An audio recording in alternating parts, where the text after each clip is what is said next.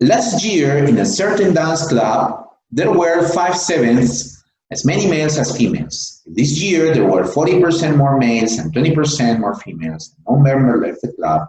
What is the new ratio of males to females? Well, first we have this structure here. There were 5/7 as many males as females. How do we represent that? Okay, the males is to the females as 5K is to 7K.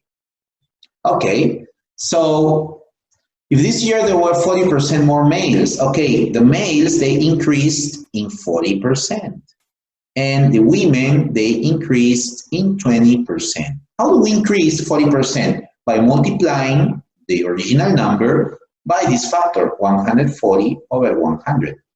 And how do we increase in 20%? Multiplying this quantity by 120 over 100. As we want the new ratio of males to females, we just divide these two quantities and we get K and K cancel, 100, 100, 10 and 10. We have 5 times 14 divided by 7 times 12. One more time, 14 and 7, you get a 2 here, 2 and 12, you get a 6 here, 5 over 6. So this is the answer.